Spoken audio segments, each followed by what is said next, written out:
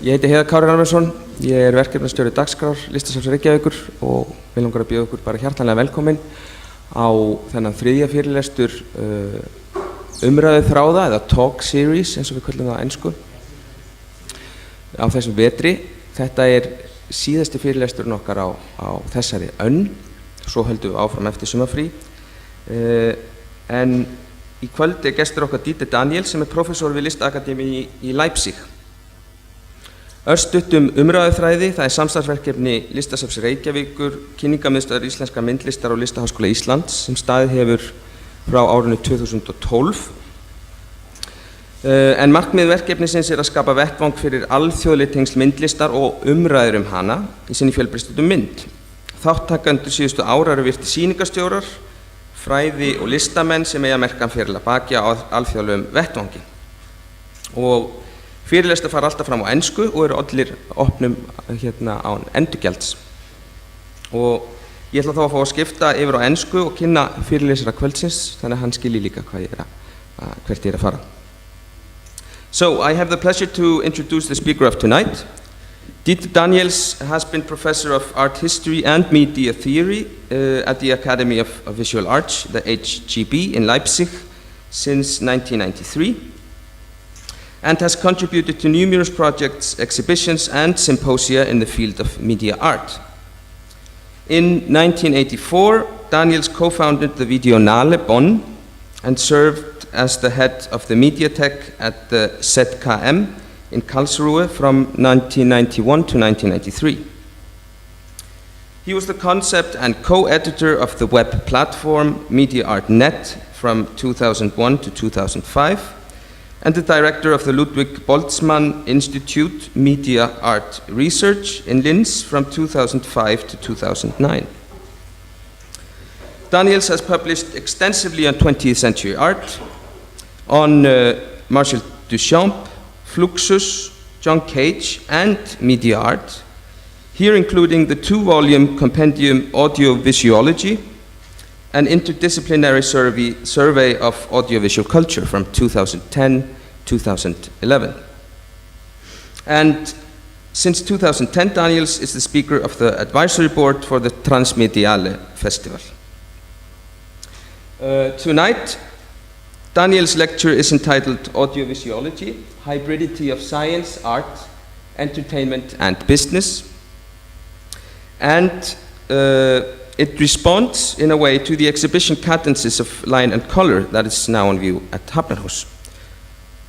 In the lecture, Daniels will demonstrate interrelations between the history of science and technology, perception and studies in art, film, and music theory in audiovisual practices since the 18th century.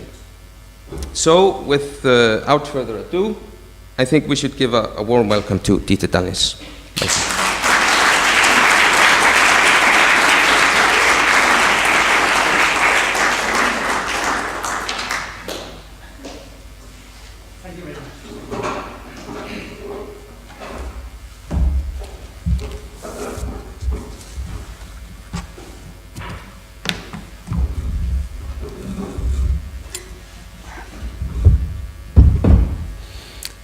Thank you very much, Haidar, and thank you very much to the other colleagues for bringing me here.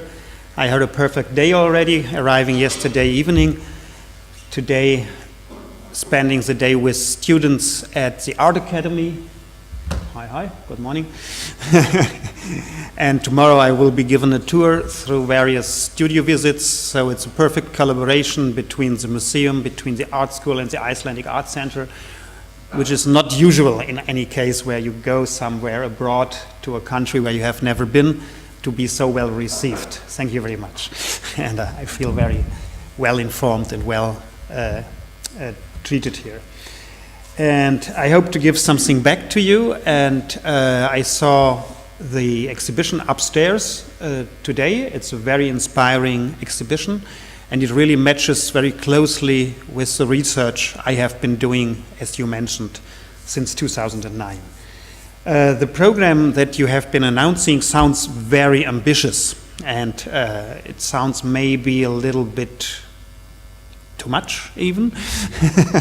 But I hope I can convince you that these things are so intertwined and so closely related that it fits into one evening, which will not go on forever. And this is the summary that I send you, and the point of view where my interest in this field started is contemporary, because in today's digital technology we are used to have a combination of sound and images almost everywhere, any time. And so it has become like our second nature, in a way that we always have the ability to look at videos, hear to sounds and images at small displays we carry around in our pocket. But it wasn't like that in the history of culture, and not in the history of technology and science. And I want to go back way into the 18th century to give you a history of ideas, but also a history of tools. These end up in the current situation of the omnipresence of audiovisual information, but which shows a long way of separation and of experiments in combining visual and acoustic information. Because as your exhibition says, cadences is a musical one and line and color are visual ones. And so this exhibition upstairs is all about combining seeing and hearing. Even those pieces where there is no sound are very musical ones, which are impressing the eye in a similar fashion than sound would do, tempo-based with a kind of rhythmical musical structure. So this seems to be almost something like a human desire to combine these fields. And what I'm trying to convince you about today is that there is a long prehistory, which is maybe even older than the story of the landnam in, how do you call that in Iceland, when the first Icelanders arrived? Landnam? Landnam, yeah. So even before the landnam of Iceland, people have been trying to do combining seeing and hearing. It's going way back into antiquity even. So it is in a way older than is the culture of Iceland. That's what I'm trying to figure out. And it is a field which I want to call hybridity. So what is hybridity? It is a very fashionable term, and for example, Bruno Latour has been using it recently in science history. And it has a lot of connotations also in cultural theory, like different cultures mixing in countries where various populations are cohabiting. But Bruno Latour is using it more for the relation of humans with objects. So this is closer to what I want to talk about. And he is talking in science studies about hybrids as, quote, chimeras between nature and culture.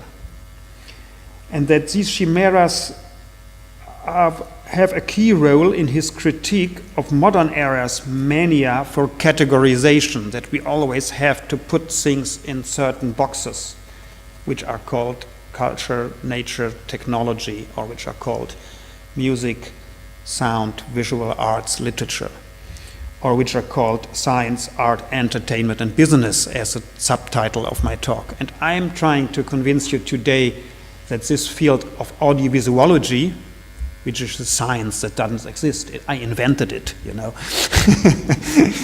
is this field of hybridity where all these areas, in a way, are intermingling. And I think we can loan this idea from science studies and introduce it into the field of cultural and media theory and reuse it in a certain way that it is not used in science studies.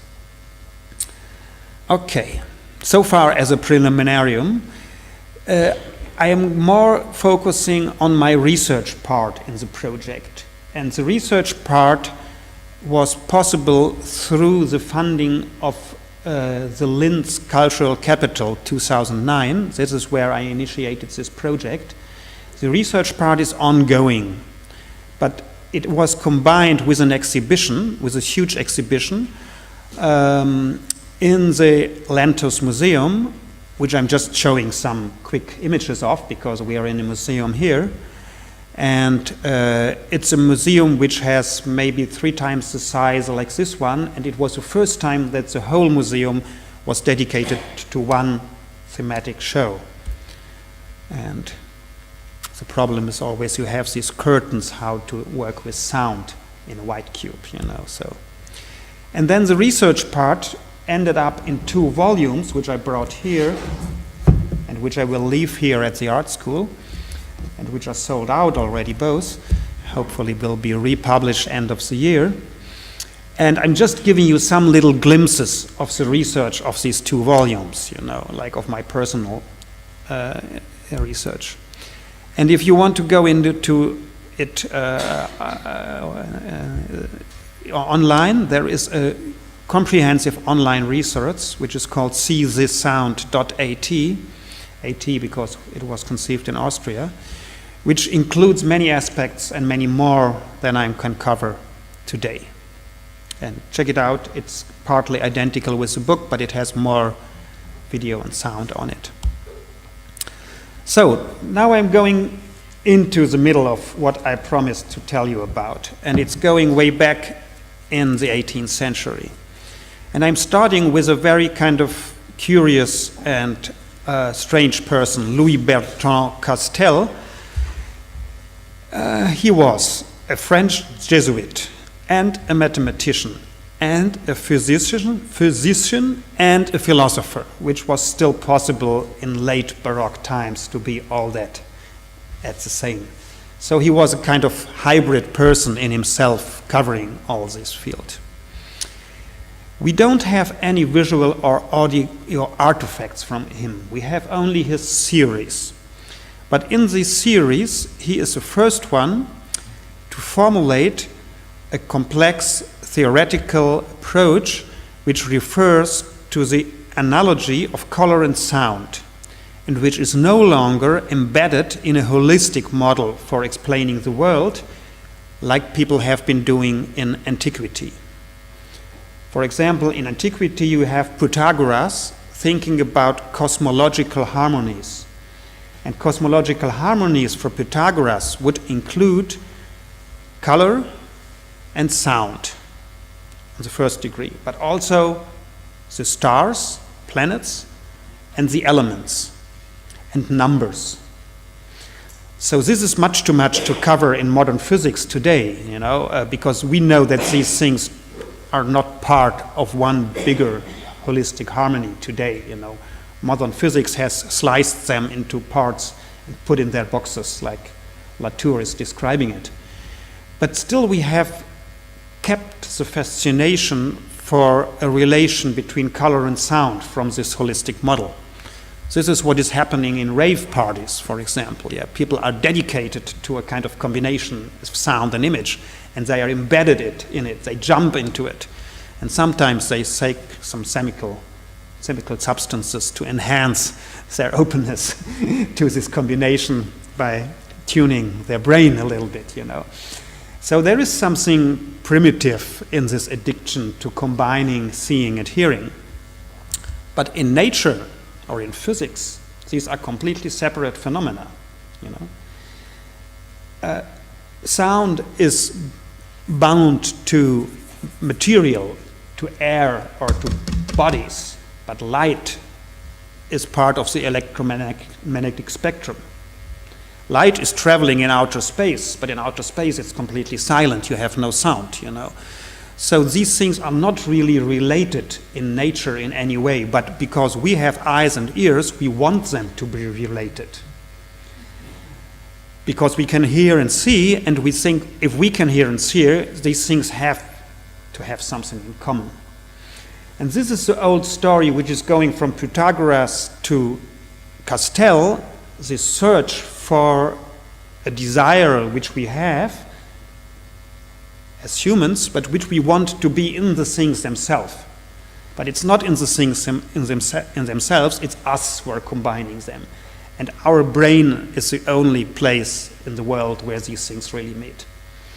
And Castell was the first one to understand that it's not really a cosmological harmony related with elements and planets, but he reduced this scale a lot by combining only color and sound, and by wanting to bring the mind and the senses into consonance. This is the second important part of Castell.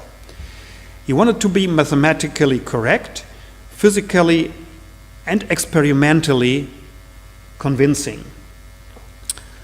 And for the first time, he developed a theory that could have also a practical application. I'm telling you more about that. This is how one of these papers by Castell was printed in 1725. Clavecin pour les yeux avec l'art de peindre le son et de toutes sortes de pièces de musique. So it's a piano for the eyes, which he wants to develop. With this piano, you could develop a new kind of art with painting with sounds and painting all kinds of musical pieces.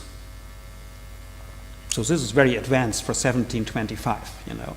But he's only describing this new art form, and he's describing a kind of mental experiment for a visual piano, which he says this one would be the instrument you could use to play this. He himself never built this apparatus, at least not built it to the point that it would work. But through his papers he published, he rose a controversy in Europe in the time of Enlightenment, which was the middle of the time of Enlightenment when he was publishing this.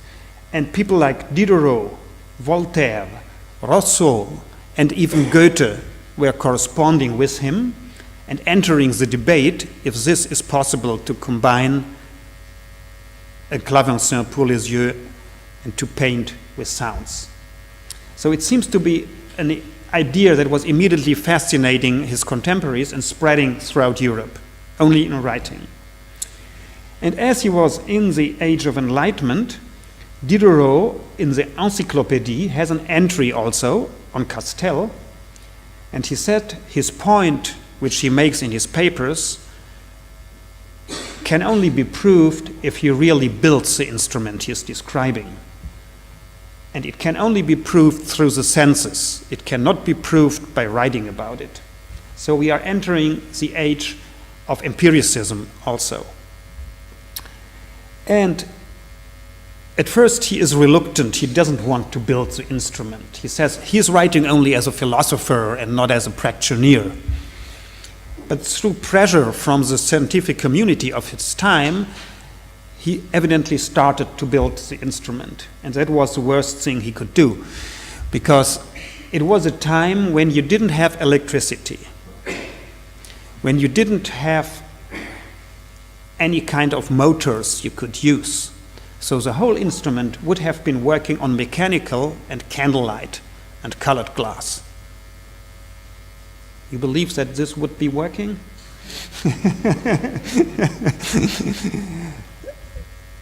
There are some hints and some correspondences. He has been working on it for about 30 years, and various visitors have seen the instrument in various stages of construction. But nobody is ever saying he saw it functioning. The longer I have been reading these correspondences, I'm no longer sure how many evidence of this instrument ever was there. At least no trace today is left. It's only descriptions. We have no kind of materials left from this instrument. And is a kind of fictional instrument for me, which maybe was more in sketches and in some models, but not as a working structure. But it inspired several other contemporaries of Castell to think about other possible technical solutions which would be more fulfilling than his idea. His idea basically were little windows with colored glasses, which you would have a piano. When you were playing the piano, there were little shutters opening, and the candles would lit these little windows, so relatively primitive. It would not mix colors, as you understand from this one. It would have just pure colors. And this is Johann Gottlob Krüger writing 20 years after the first Tractatus, which I have been showing you of Castell. He already is much more elaborate. He has a color mixing mirror cylinder here. And he has lenses, all these are lenses. And these are the candles here with mirrors reflecting through the lenses, focusing the light and having like a projection surface here. And this is the piano to play. And this is the idea of the candle focusing through the lenses and projecting a mixing color. This is already closer to some of the pieces you see upstairs in the exhibition, which are today working digitally and which in the 1920s have been working with electrical light. Still, this is only a sketch, also a brainchild, never working. It's just a construction where no realization ever happened. And the discussion of Castell and his contemporaries was happening on two sides. One was, is it possible to build the machine to really prove his point?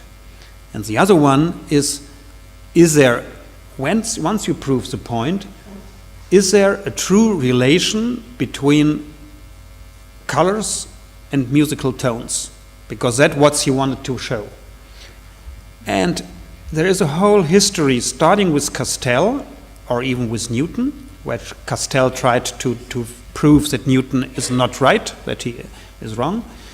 And going on, you see, throughout the centuries, and all these various essays of combining colors and musical notes, if you see them in their totality, you get a feeling they can't be right, because each one has a different relation.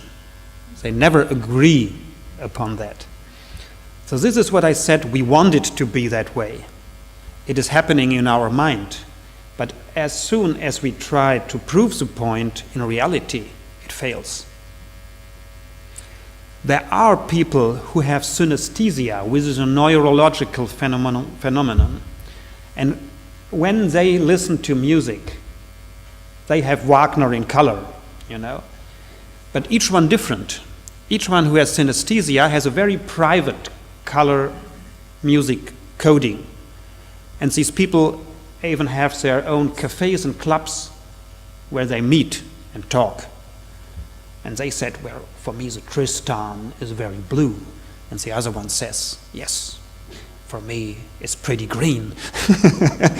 So it's kind of a very strange kind of private talking between them, which helps them to explain their kind of funny capability which they have, but which doesn't explain a real connection outside our brains between color and sound.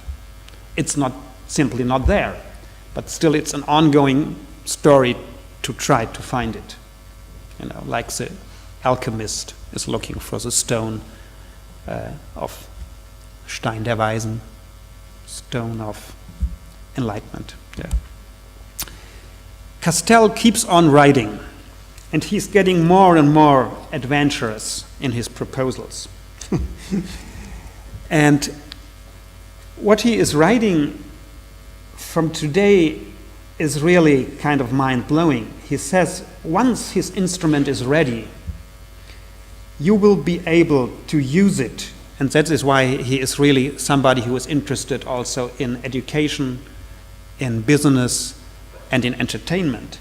You will use the instrument once it's working for philanthropic uses. Deaf people who cannot hear will finally enjoy music by seeing it. Blind people can perceive colors through sound. Painters will learn new ways of harmony and dissonances of color adapted from music. And a new instrument will be developed to help people learn painting who couldn't paint before. And you can even create a tapestry where you can have in your room the complete piece of music to look at it. So this is like really crazy fantasies about an apparatus who never worked, you know. And he wants to decorate a space with a tapisserie harmonique, which allows the visual enjoyment of an entire piece of music. You can just look at it, because music is ephemeral. There were no recording devices at the time, so it will vanish. So you can keep it in your room just to look at it, you know. And once the instrument will be there, he wanted to produce it in series, and he wanted to sell alone in Paris 800,000 of these machines. This is like the new iPhone selling the first day in how many numbers, you know. So, so he wanted to make a business out of it, you know. Okay.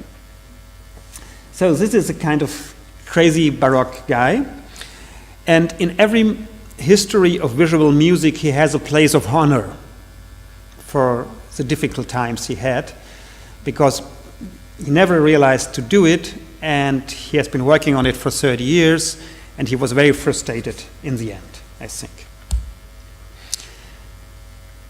A couple of years after Castell, we have another interesting figure, and these are the two guys for the early history, and then we're coming to more contemporary one. It's Chladni,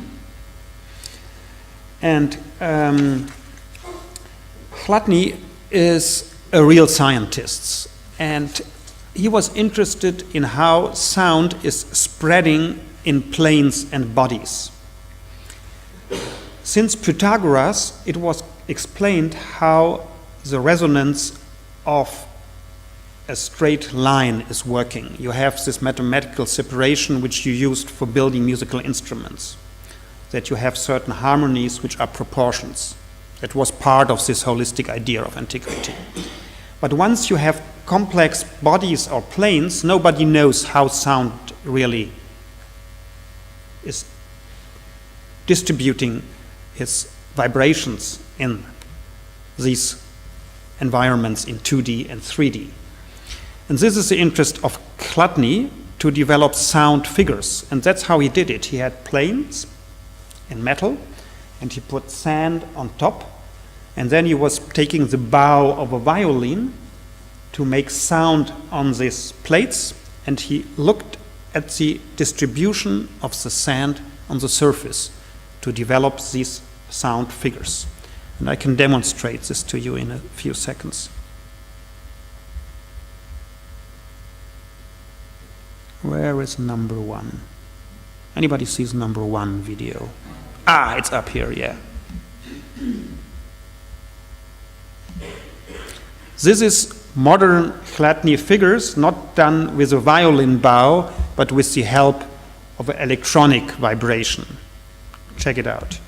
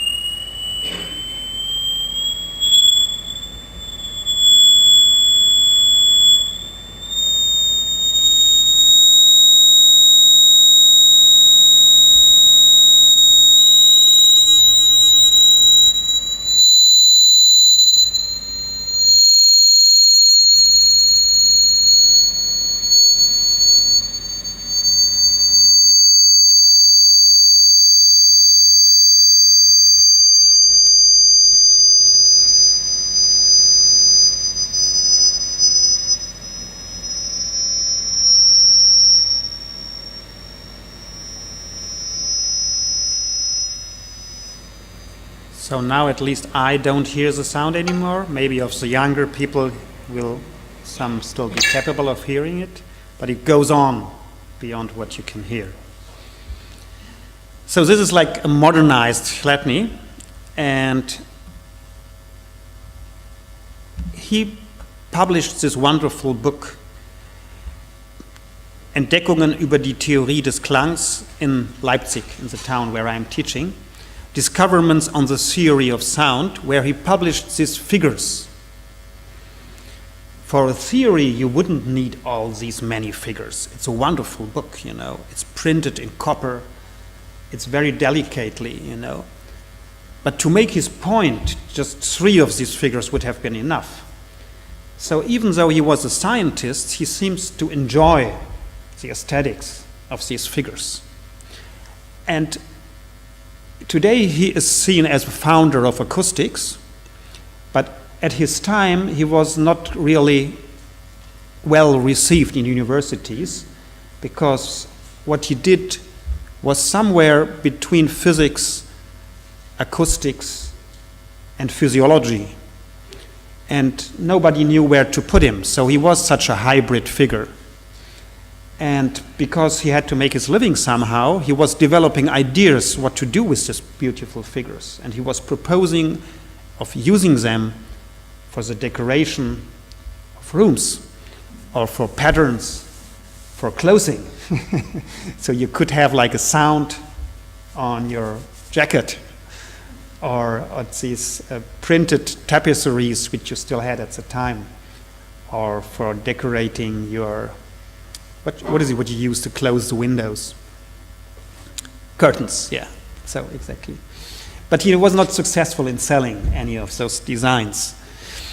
So what he did, he invented some musical instruments through the acoustic knowledge he had. One is the clavicylinder, which you play like a glass instrument.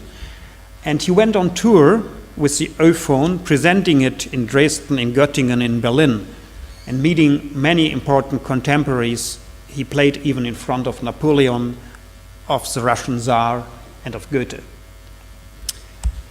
And he also demonstrated his Klangfiguren, his sound figures, in these kind of lecture performances which he was giving. And you must think about that, about real scientists who had really innovative ideas, but who couldn't find a job in university because he didn't fit into the categories, and now doing some kind of science amusante with people from the court or those who were able to pay him. And I don't know if he was very happy with that, but anyway, it made it possible for him to make a living, like a touring lecture performer. And if you compare now Hlátni and Castell, both are a part of this hybridity between science, aesthetic, invention of devices, and some kind of entertainment. And they are linking science and art from reverse directions. Castell has this physically not existing analogy of color spectrum and musical scale in his head and wants to prove that. Hlátni does real physical experiments in the physical structure of sound waves in solid bodies and does an early form of scientific visualization, where Castell might be called an early form of science fiction, like imagining a possibility of science to come. Hlátni does real science, and today scientific visualization is very important for proving things, you know. Okay, now next century. We're going now quicker, you know, this was like the introduction. In the 19th century, based on the basic research done, for example, by Hlátni, there are coming up more devices, and the device now will be in the center of the rest of my presentation. Because what we want to happen in our mind, or what we have happening in our mind, linking sound and image, because we have eyes and ears, and our brain is combining it. And as I was explaining, there is no place in nature where this is happening. What we do as humans, we are building now devices which are audiovisual and which are corresponding like mirrors to our neuron capacity. And we're building machines which can reproduce sounds and can reproduce moving images. And in the end, we have what we all have, audiovisual machinery. And that is happening in the 19th century. It's taking physics, physical research from the earlier times and trying to put that into working machinery. And a very good example is the Edison phonograph, which you will see how it works here. It's not 22:43 now. I have not been talking for 3 hours, no.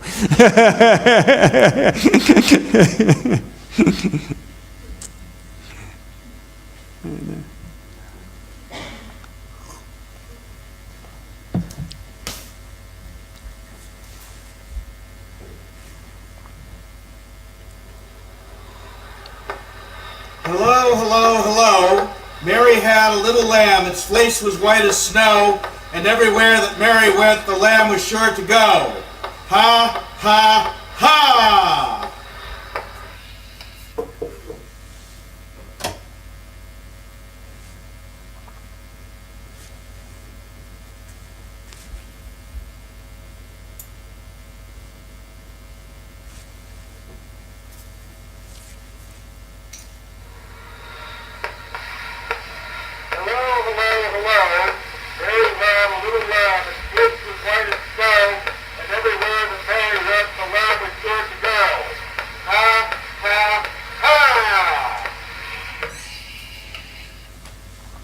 So this is the first time in history that sound could be recorded and could be reproduced, or that time was reversible, because time up to then was always flowing, and once it was gone, you know. There was no temporal process that could be recorded except through writing and retelling it. Or this is the first time in history, in history of mankind, that time is really reproduced and reversible. You could take it the other way around, through a purely mechanical instrument. There's no electricity involved. It's just this wax cylinder, which is with a membrane, and it's imprinted with the sound waves, which can be played back from that. Basically, if you have a vinyl disc still at home, which you see on the vinyl disc is the same principle as what Edison did in this apparatus, but the vinyl disc is playback only, and his one was recording and playback in one machine. And he invented it without really having a purpose for it. That is a funny thing. He invented it because Graham Bell invented the telephone, and he was very eager to do something similar. And the telephone is transporting sound from one place to another one, and he said if it can be transported, maybe it can also be recorded. So in his laboratory, he finally came to this solution. But then he had a machinery, and Edison is not like a scientific inventor like Castell was. He immediately wanted to make a product out of everything and sell it, and have it really produced in numbers and bring in money. But people didn't need this machine. Nobody was buying it, you know. For music, it was not good enough, and then he was trying to convince, imagining various ideas, like recording the last words of people who are dying, you know, stuff like that, but nobody wanted to do that. So it was a complete failure. Nobody was buying it, you know, so, and he said, okay, I have to give it another turn, and maybe if I can record images and play them back, then I will have success. And pretty soon after he had the first working model of the sound recording machine, he invents on paper the kinetoscope. This is 10 years after this one. And he says in his sketchbook he wants to develop an instrument which does for the eye, for looking, what the phonograph does for the ear, for hearing. And if you look at it, it has the same mechanic as a phonograph, but instead of the wax cylinder here and of this thing where you can shout in or listen to, it has a microscope to watch something. And you were supposed to watch about 30,000 little black and white photographs, which he wanted to glue on this cylinder so that you could by hand activate them and watch something you would call the first film today, but at the time it was like a simple mechanical device. As you can think, this was not very successful either, because nobody wanted to glue like 30,000 black and white images on a cylinder to have like a couple of seconds of moving image, you know, so. And the interesting thing is how they are directly combined, you know, that the acoustic instrument and the visual instrument are coming from the same idea. They are separating sound and image, but the device is quite the same, you know. So we are approaching audiovisuality first by having one device for image and one device for sound, and both kind of working, but not really convincing. And the basis for this research is what we see here. It's Hermann von Helmholtz, who is more coming from the science side, and he is developing an instrument to observe sound harmonies, the Schwingungsmikroskop, the vibration microscope. And this is a very hybrid thing in itself. Look at it. This is the thing which you use at the beginning of a concert when you want to give a tone. Okay. This, what you see in the back here, is, as in Edison's device, taken from a microscope. And this here are two electromagnets which he borrowed from a colleague, which is Werner von Siemens, who was doing electrical telegraphy, where you need electromagnets to transport electrical signals. So what a strange machine. A musical part, an ocular part, and an electromagnetic part. What do you do with that, you know? I show you what you can do with that.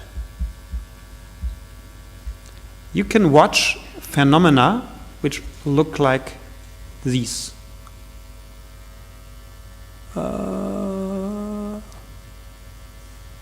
Yes.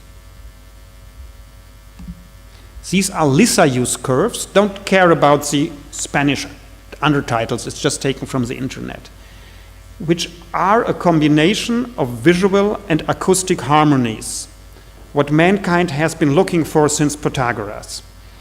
And with the Schwingungsmikroskop of Siemens, you can observe these things. And I'm showing you a demo, a digital demo, a today's demo, you know, like with the Chladni, which was an electrical demo, just to make you believe what it's about.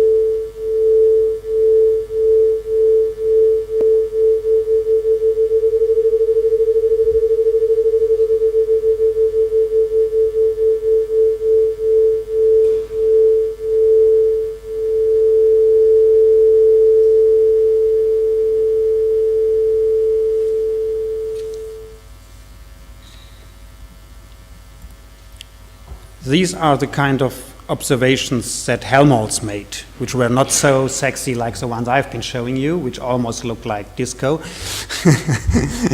And because these ones were electrical ones, but he did it with this simple electromagnet, you know, he didn't have an oscilloscope at the time. But what he proved, he was the first one to do a real in-depth physiology And he proved that the neuronal capacity of the eye and the ear is completely different. And that this idea of an overall harmony of color and sound is not only fictional in physics, but also fictional in our brain. Because eye and ear have different ways of perceiving, which are in a respondence the way we want them to be imagined, like this 2,000 years of color scale 200 years of color scale I was showing you. Because the eye can perceive a mixture of colors and a single merging into a single color shade. If you have several colors interfering, you get one color. But the ear can differentiate between various spectral components of a sound. This is what the Lysia use is showing. You always hear harmonies where you can, if you have a musical ear, differentiate which frequencies are combining. But in these figures, the same figures are produced by different sounds. So the optical is not identical with the acoustical, and you will never make it match. That is something that was proved by Helmholtz with this Schwingungs microscope, with this apparatus I've been showing you. And coming now more to the artist side, using all these ideas which have been there in media technology and in physiology, we have a whole history of men, mostly men, only one woman as far as I see, inventing machines for audiovisual experiments. And they all keep on in the same addiction that there has to be some combination of color and sound. So they don't believe in the research of Helmholtz in a way. They're trying still to prove that something is there in a metaphysical sense. And this is the whole history of all these people. There are even more, you know. You see, it's an ongoing story. And for example, he is in the exhibition upstairs. Yes. And some of these machineries are still there. Some of them are lost. Some of them are there only in descriptions. But almost none of them has survived as a working apparatus. Because in the end, there were mostly instruments used by one person, by their inventor. And they never became a common practice, what they hoped those inventors to be. Like Castell had the idea of selling 800,000 of his optical pianos. Most of these guys had the idea, once they had the instrument built, it will spread in human culture and everybody wants to have one. But they all ended up like Chladni, like being more or less lecture performers, touring with their instruments, the only one they built, and making kind of audiovisual performances for a varied public without ever proving the point that there is a real combination between hearing and listening. And this is, for example, Thomas Wilfred. He is the only one who built a small series of his instruments. This is how the instrument looked, like a TV set. But it's not electronical, it's electrical. And it has some light bulb and a lens system. And the effect produced on this screen is what you can see upstairs in the exhibition in a modern high-definition video now. But this one was a thing you had at home. You could close it and you could open it. And you are supposed to sit back and relax and have an endless varied color pattern without sound in his case. Some of these had sound and image, and some of them had only image and wanted to have a musical harmonic in the image. And this is the list of the ones he sold. So it was not a success. 16 pieces were sold in his lifetime. So you see this obsession of some of these guys and trying to figure out something, which today, if you have like a color TV, and if you have something like a screensaver, is something very common for most of you, you know. So Then an important thing is happening in the 1920s, which is ending more or less the story of artists, inventors, devices. And this is the advent of abstract film.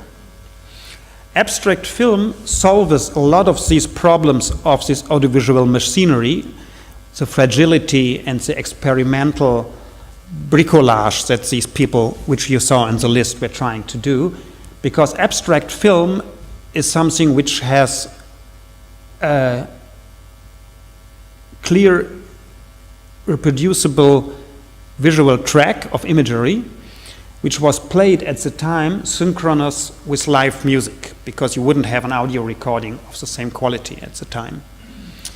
But the problem was that cinema was not made for abstract images. Cinema was made for producing reality. You had to have actors, you had to have landscapes, moving objects. But how to visualize music, which is not the real world, but which is something like interior space. So even with film, you still had to be an artist inventor to make film become abstract. And what you see here is Walter Ruttmann, the first artist inventor of the abstract film, who was very influential for Fischinger. Fischinger saw the films by Ruttmann and then came on the idea of doing abstract film, but Ruttmann was the first one to do it. And he had even a patent for this device with a complicated German patented name. I explained it to you. These are the lamps. This is where you put the camera on top, which is not shown. And these are glass plates where you can have liquid color, so you can paint in real time with the lights below and the camera on top. And these are some of the results he produced. And the first abstract film he has been doing, 1921, is called Opus 1, because he was very proud that he was the first one, you know. And he had a composer, Max Butting, who composed a piece together with him. So you have a real correspondence of contemporary music and contemporary image, which also is a difference to Fischinger, who was taking already existing music. And that's why I think Ruttmann even looks more modern today, because he has music of the time and doesn't take like old music. And we see an excerpt of this one.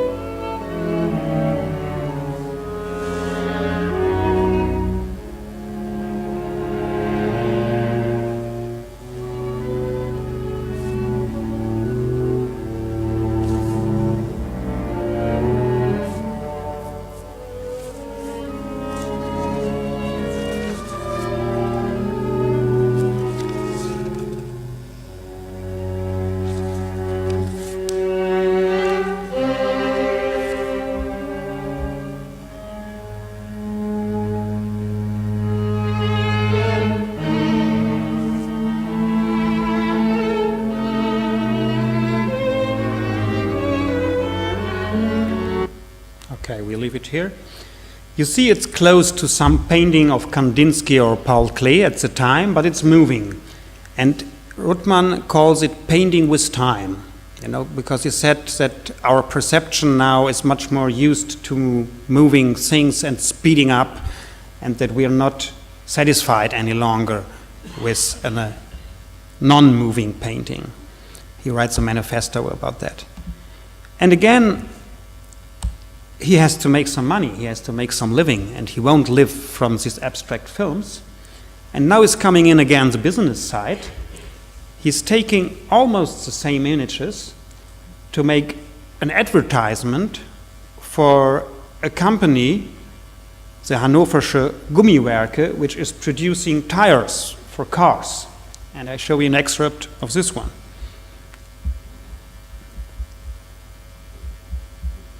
Come on. Oh no, sorry.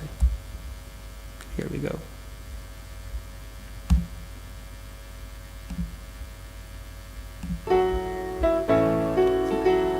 Der Sieger, the winner. That is the title, the winner. Okay.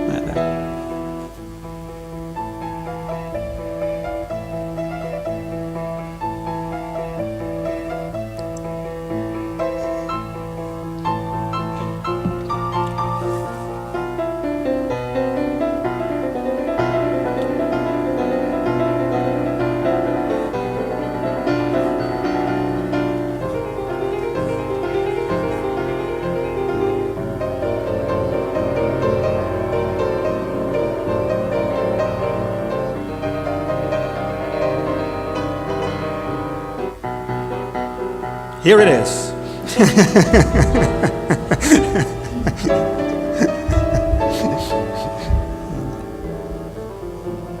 And it resists fire.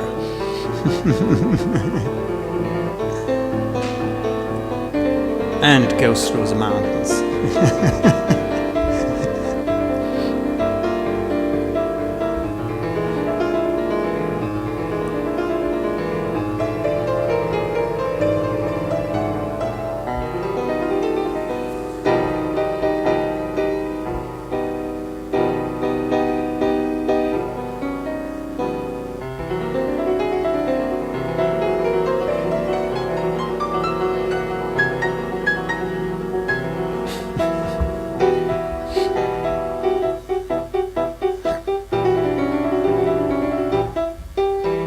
And it goes on the moon. Okay.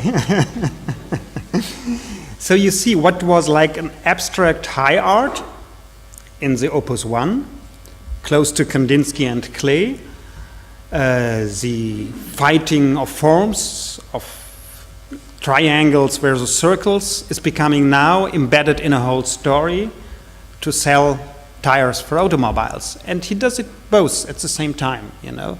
And that is interesting that this fascination of visual sound is easily spreading from high art to any kind of popular use, you know, still today, like music videos did in the 80s and like techno parties are now, you know. Okay.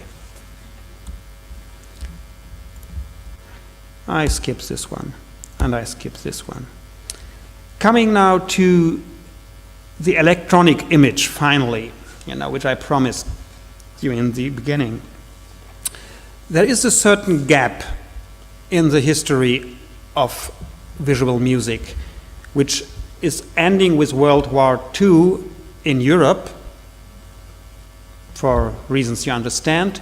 Fischinger, for example, with his Jewish background, had to flee from Germany and had to go to the US, and started, interestingly enough, working with Disney there. And Mary Ellen Butte has been working before already in the US on visual music without knowing the European tradition. So she didn't know, evidently, about Ruttmann and Fischinger. But she then, in the US, is the first one to use an oscilloscope. And the important thing about the oscilloscope is that you can have the visualization of sound in real time. Something that was not possible with abstract film, because you had to pre-paint it. It was a very long, painstaking procedure to do the abstract films. It was like months of work for a few minutes. And with the oscilloscope, you could have it the moment it happened. You can put a sound in and you see immediately the result. And I'm showing you one of her works, which is called Mood Contrasts.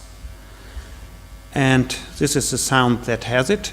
It's shot on film, and it has painted backgrounds, but it includes oscilloscope images within the filmic image. And I have to switch to this one because it's on a different video format.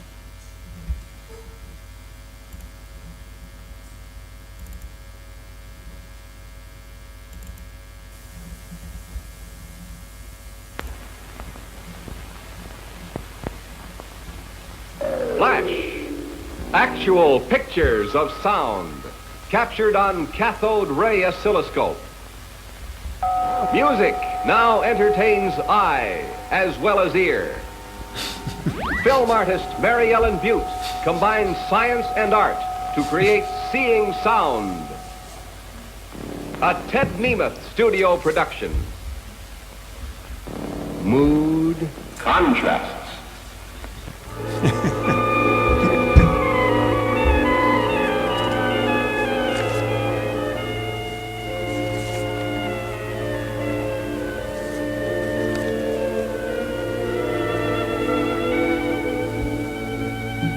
This, what you see here in the back, this is the electronic image. This is from the oscilloscope. The other ones are liquids shot in a tank. And this is the live electronic image.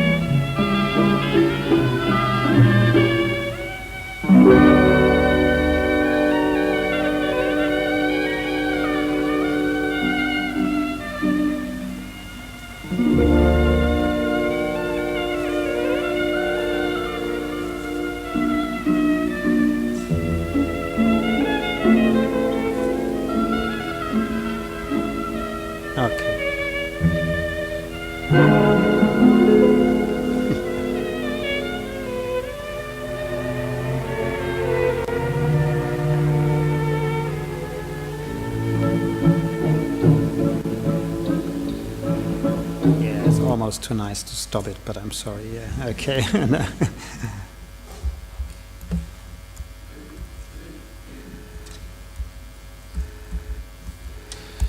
Okay, the almost last example is related also to the exhibition upstairs. You see some work by John Whitney upstairs, I think, or it's by John and James Whitney. It's by both, yeah, early work. And what they did, coming back to the part of the devices, they took ballistic mechanical computers from the Second World War, which were out of use because the war was over. These are these things, which are pendulums, and these pendulums use Lissajous curves. This is the one we saw in the device of Helmholtz to calculate missile tracks. Yeah? It's an analog pendulum ballistic computer.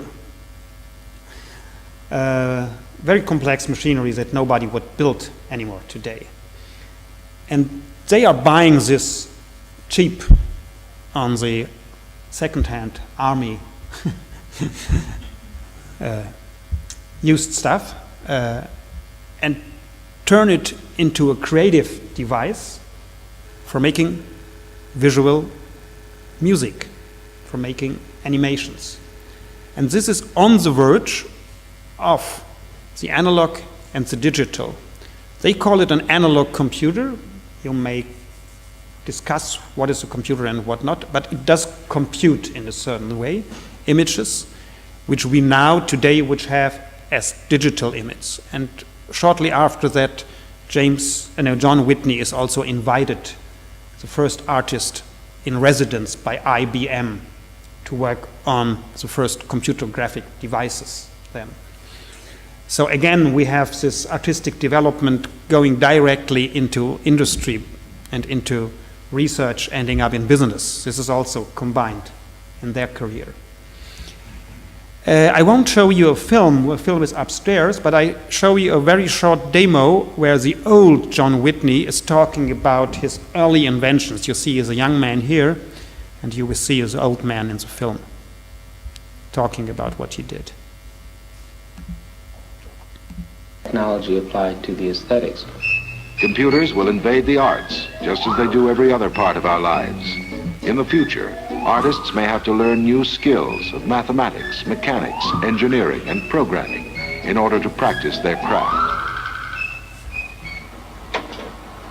I've energized a relay here, and this is the bank of amplifiers that drive the servo motors of the system, including... The computer which created the Stargate corridor in the film 2001 was developed by the man behind these glasses, John Whitney. His 3 sons and his brother James have all used his machines to make computer films. The Whitneys are not inhibited by the specter of giant computer companies. They build their own. They're hardly to be called computers because they're really specialized problem solvers. They were computers that were designed to compute only on one kind of an equation. For many years I had been doing straight animation using hand-drawing techniques or primitive forms of manipulation of artwork in one way or another. Some of the things that Norman McLaren has done, in fact, I've drawn directly on film. And but it was only in the mid-50s when I began to see these devices that it became clear that there were great possibilities for developing animation machines that would manipulate design in ways that could never be done by hand. Is drawing almost a perfect circle here now. Many cycles later, it might be drawing a straight line path. The fact that it's putting this kind of motion as a series of images on one motion picture frame at a time means that it gets on the screen in quite a different way than it is here. The fact that this is a circle pattern does not mean that the image generated by this pattern will be a circle on the screen. It'll be some sort of a complex overlay pattern of a whole series of circles, or some sort of a flowing halftone pattern, possibly. I'm also working with the modern digital computer systems through my research grant from IBM. And there I am using a completely electrical, solid-state electronic system, which involves no mechanical moving parts to speak of.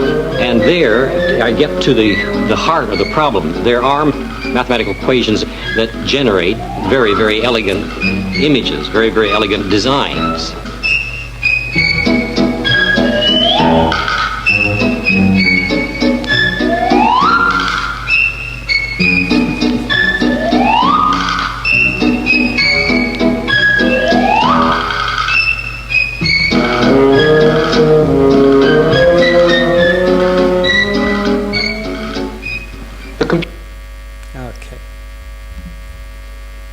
And he has also written a very interesting theoretical book on his practical work, but the practical work was first and the theory came after.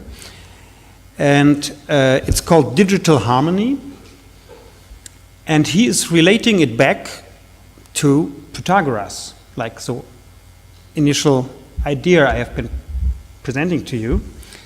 And he says that the course of visual music, as I have been presenting it to you, is mostly lacking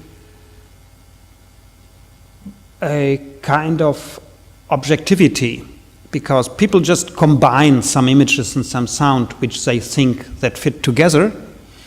But he has the idea of going into a deeper structural analogy in accord with natural laws as valid as Pythagoras has been describing them. I'm quoting his book now. And he was reading Noam Chomsky's theories on generative grammar and deep structure of language, and he was looking for a shared structural syntax between image and sound. So you see, on a very much more elaborate and more developed level of investigation, it's still the old dream, going on. And he directly says digital harmony is now, with computers, that we can solve the problem that Pythagoras couldn't and that mankind has been working on since 2000 years. Very ambitious idea. Okay. And the last example I'm showing you now is in between maybe Whitney and digital software art. You could figure out, for example, Steina Vasolka. I'm just mentioning that because she's a very well-known Icelandic artist. And I'm skipping the whole history of live video music things, So this would be another complex thing. because I'm more looking into this machinic device history. And one of the most really wizard in developing software devices is Golan Levin, and this is from his master thesis at MIT. And he's writing here very interestingly, I think, something that makes us immediately think about Castell writing in 1725, because where does audiovisual software art situate itself? It has the same aims as do cinema, performances, installations, interior design, games, toys, instruments, screensavers, diagnostic tools, research demonstrations, and even aids for psychedelic hallucination. So this is like a real Baroque cosmos, which reminds us of all the different uses that Castell wanted to have once his optical piano would work, if you remember what I have been telling at the beginning. And audiovisual software artworks, like he is doing himself, continue to emerge from plural and only occasional intersecting communities of research. Scientists, new media artists, software developers, musicians, and isolated individuals working outside the institutions of the laboratory, school, museum, or corporation. So this is what I'm meaning by this genuine hybridity, which cannot be dissolved and which cannot be put back into the boxes, and which always is something between engineering, cultural, business, entertainment purposes, and even somewhere between culture and nature on a major level. And these things that Golan Levin does are maybe those that mankind has been dreaming of, because they are intuitive, they are live, and they are entertaining, and they still work also as artworks in museum at the same time. So there is something that you'd say maybe that doesn't exist because they cover all these fields, and sometimes he himself maybe is doubting it because he has not like a real strong career as an artist, but some major museums have been showing his work, and he was like the end point of the exhibition in Linz that I have been doing. And I'm showing you a short demo by himself playing the instrument, but it's not meant to be played by the artist, it's meant to be played by the visitors. When you come there, you have to explore it intuitively. And we made a study of people in Linz using it, and everybody does something quite different, Some people very kind of systematically approach it. Some just randomly try to figure out what it is. Some stay for it with 30 minutes. Some only use it 30 seconds. So it's something that really is very much depending on what you do with it. And now I show you how Golan himself is playing it, like the master is using his own instrument. If you would have the instrument now here, it would be much better of trying it yourself.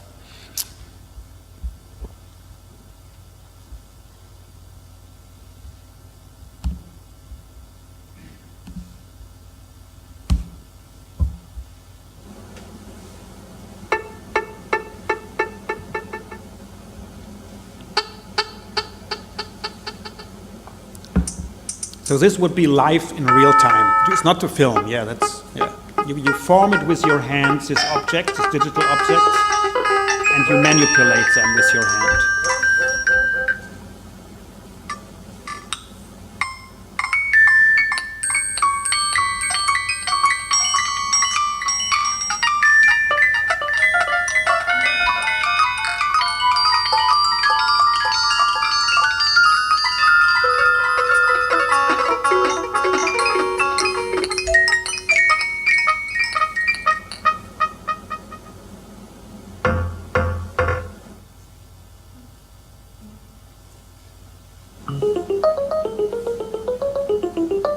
So you can switch different modes of interaction.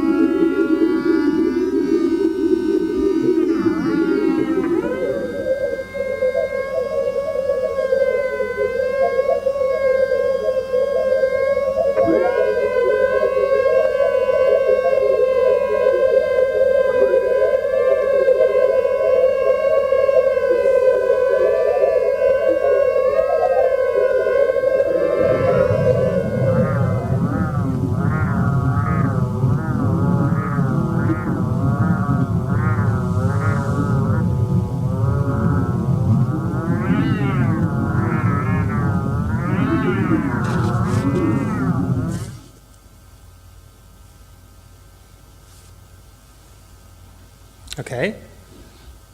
And you see, it's possible for all generations to enjoy it. and what he realizes here is, in the words of Golan Levin, an inexhaustible, infinitely variable, time-based audiovisual substance. Something that doesn't exist in reality, but that exists in our mind and exists in digital technology, but not in nature. So it's a cultural, natural artifact, pseudo-natural artifact. So, and to convince you, this is the last example, that it's not only fascinating for humans, but that it really is somewhere between nature and culture, you will guess, huh? Somebody's laughing already.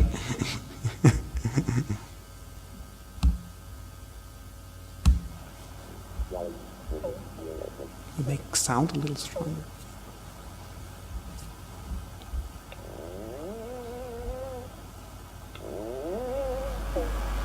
I switch this one.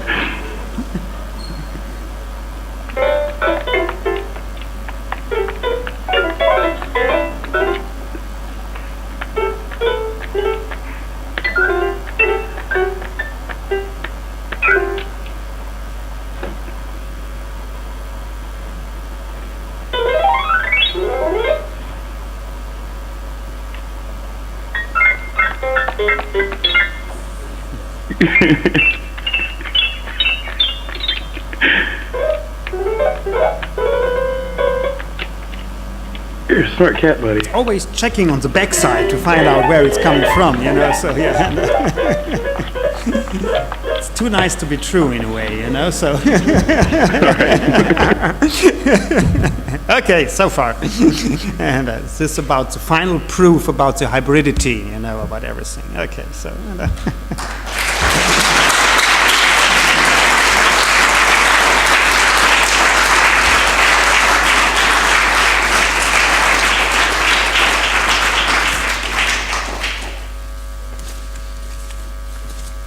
Thank you so much, Peter. I think we should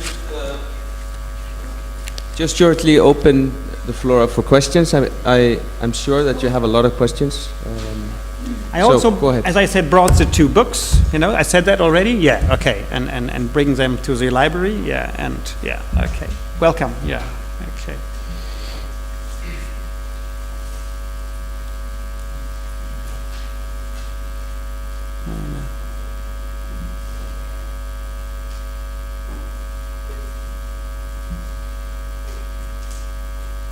Yes, sure. Go ahead. Yeah.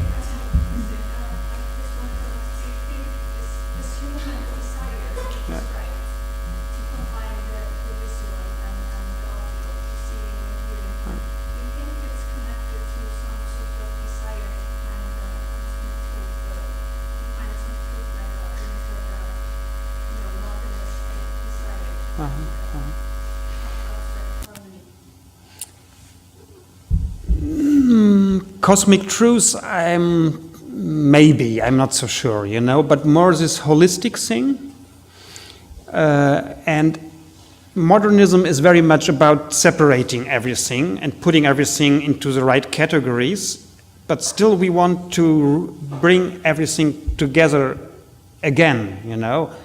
Like in antiquity, it was more an explanation of the holistic mindset which people still had at the time, but it is not gone with modernity, the desire.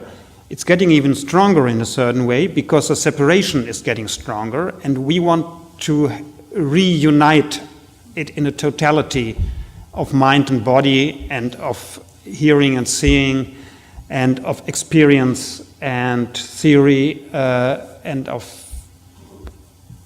practice and intellectual capacity somehow, you know. And that is what is much more separating us today, I think, in everyday life, that we always have to be a multitasker but still have so many separate tasks at the same time. And we want to get a moment at least of holistic experiences, at least for a couple of minutes. Maybe cosmological truth, stuff like that can be also be projected on it, but I'm a little bit not so esoteric, you know, so maybe, yeah. But when you play one of these instruments, it is immediately addictive. So the first instruments that Golan Levin I have been showing you, I discovered it by chance in one of the exhibitions of Transmediale, and I immediately got stuck. That was a funny thing. It was a very small instrument, another one that I have been showing you, and it immediately makes you like on feeling a little bit like you won't get away from that anymore, you know. So it's a little like being on drugs somehow, you know. Sure, yeah, yeah. Great exposition. Thank you very much. For really eye-opener in many respects. And you mentioned pop music, pop videos briefly. If I switch back to my formative years in the early 70s, 40 years ago, we used to have Pink Floyd trying to translate their music into visualize it, translate it into pictures, drug-related hallucinations. How would that fit into the equation of high arts now that you display to us, or is this still pop videos and different? Well, it's very close to the videos by the Whitneys and also by Mary Ellen Butte, I think. And the people doing the psychedelic pop videos knew these works, I think, yeah. But while the Whitneys were more on this Pythagorean harmony, and it was easily transformed into the psychedelic idea, which also has a lot of holistic thinking in it. There is by Timothy Leary a very nice sentence that yesterday night I solved the riddles of the world, and this morning I forgot how it was working, you know. So there is this moment of holistic ecstasy where you think everything is coming in your mind together, because it's a psychedelic state of mind, and then in reality it crumbles again and it's as it was ever before. And I think this bringing together of sound and image with a drug experience is very much in this direction, you know. It's not mathematically, it's more neurons, stimulation of neurons to involve a kind of synesthetic experience, because synesthesia, as I was telling before, can be a natural capacity, but it can also be drug-induced. If you have certain chemicals, or if you dance long enough with visuals and music, you get a synesthetic experience, even though you are not born as a synesthesian. So you can create it temporarily. And then it falls apart again, and then you lose it again.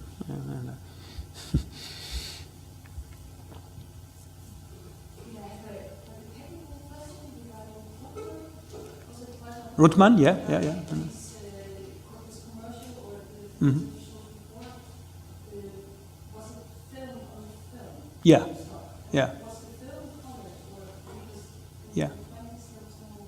Good question. Yeah, very good question. Yeah, he shot it in black and white, and then hand colored it frame by frame. So that's why it took these many months to do it, to really look the way you have seen it. Yeah, yeah, yeah, yeah. On this liquid color instrument which he developed and got a patent for, yeah. And, yeah, yeah, yeah, yeah, yeah, yeah. And,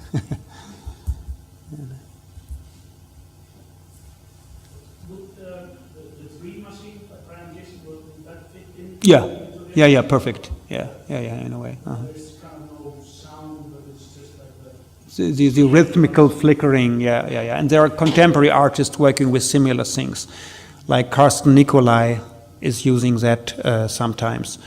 And Finnbogur Pettersson, which I'm going to meet tomorrow, I think, is an Icelandic artist who has similar ideas of waves, which are visual waves, but close to brain waves, maybe, yeah. And,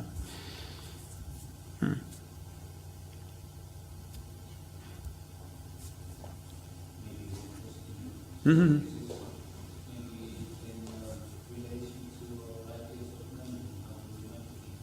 Mm-hmm. And a little bit louder, sorry, yeah. Sorry, do you think that the evolution of and the audiovisual is related to how we actually think we remember things? We're really compartmentalized in the past, that we will use it this way, visual this way, other senses in different compartments. Currently, we think memory is with one kind. I can't tell you very much. Can't tell very much about memory. This is not my field of expertise, but I can tell you that for neurology, they are always neurologists are always looking for people who have natural synesthesia, because they're trying to find out how perception is working, and perception is like the first step to memory.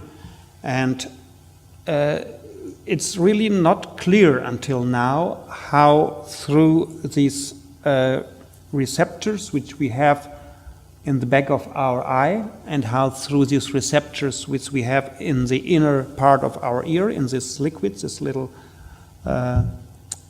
sensors, we really can combine visual and acoustic experiences. And that's why neurologists are interested in people who have natural synesthesia, because they have this kind of funny combination which shouldn't be there, but which is there. And this is like an error in the neurological wiring, so to say. They call it like a hard wiring. They're talking in technological terms of it. And this error in the system makes it easier to find out how the real system, the neurological one, is working. And once you know how perception is working, then you can do the next step to find out how it is stored in the memory. But as long as you don't know how the perceptive signal are made, it's not very easy to talk about how it is stored, you know. So this is maybe the first step, and then we come to your question in a couple of years, maybe. And,